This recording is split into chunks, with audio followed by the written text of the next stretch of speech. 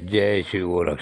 प्रिय श्रोताओं, आप सुन रहे हैं स्कंद पुराण और आज आप सुनेंगे स्कंद पुराण का भाग 78 तथा माहेश्वर खंड का भाग 77। पिछले भाग में श्रोताओं आपने भगवान सदाशिव के तीर्थों का वर्णन सुना। इस भाग में भी आप बचे हुए भगवान सदाशिव के तीर्थों के बारे में जाने। श्रोताओं, नंदिकेश्वर ने महर्षि मार्कंडेय जी से कहा कि हे मुनि, वेदारण तीर्थ को आप जानते हैं, जहाँ प्रजापति दक्ष ने मोक्ष के लिए भगवान शंकर की प्रार्थना की थी। हेमकुंड में भगवान त्रिलोचन का स्थान है, जहाँ तपस्या करने वाले पुरुषों का पुनर्जन्म नहीं होता।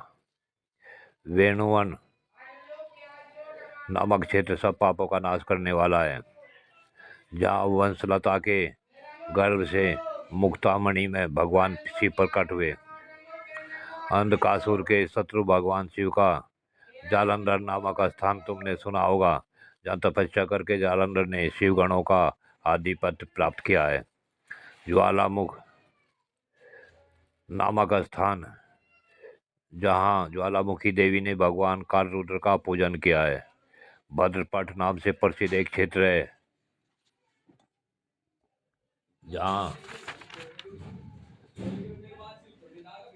भक्तों ने सम्मति के लिए भगवान त्रिलोचन का पूजन किया है। गंधमादन क्षेत्र, जहाँ भगवान महामृत्युंजय की पूजा करके मनुष्य निश्चय ही सुख प्राप्त करता है।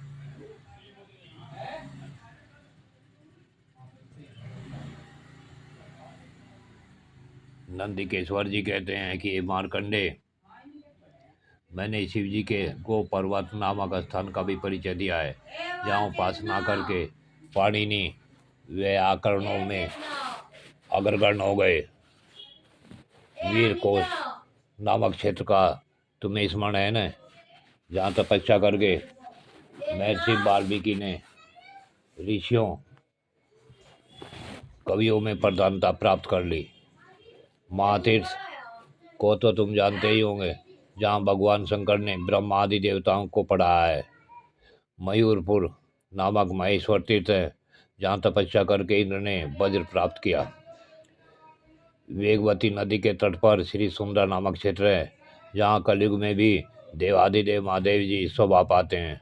भगवान शंकर के कुंभकोण नामक स्थान पर माघ मास में साक्षात गंगा भी अपने पाप की शांति के लिए निवास करती है। गोदावरी नदी के तट पर त्र्यंबक नामक स्थान है, जहाँ कार्तिकेय जी ने तारकासुर को मारने वाली शक्ति प्राप्त की है। श्री पाटल में व्याघ्रपुर नामक स्थान है, जहाँ त्रिशंकु मुनि ने जाति शुद्धि के लिए गंगाधर शिव का पूजन किया था। कदमपुरी नामक क्षेत्र है, जो तुम्हें याद ही होगा, जहाँ महादेव जी ने तुम्हारे ही लिए त्रिशूल से काल पर भी आघात किया था। अविनाश क्षेत्र में भगवान शिव पार्वती देवी के साथ सदा निवास करते हैं। रक्त कानन नाम से प्रसिद्ध जो क्षेत्र है, उसमें भगवान शिव ने मित्र और वरुण देवता को वरदान दिया था। पाताल में हाटकेश्वर क्षेत्र है, जहाँ विरोचन कुमार बलि अपने अभिलक्षित पद की प्राप्ति के लिए महादेव जी की पूजा करते हैं। भगवान के प्रिय निवास कैलाश को तो तुम जानते ही हो, जहाँ यक्षराज कुबेर भक्ति भाव से भगवान त्रिलोचन की पूजा करते हैं। भगवान शिव के ये सभी स्थान तुम्हें बतलाए हैं, तुमने भी इनको ध्यान से सुना ही होगा। अब और क्या सुनना चाहते हो? तब महर्षि मार्कंडेय जी बोले, प्रभु, आपने पहले जिन स्थानों का वर्णन किया है, उनमें भिन्न भिन्न फल प्राप्त होते हैं। जहाँ सब फलों की प्राप्ति एक ही जगह हो जाए, वह स्थान मुझे बतलाइए।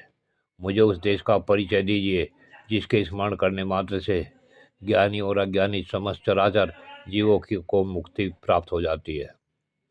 तब नंदिकेश्वर जी ने कहा कि हे मुने, सुने। प्रिय श्रोताओं,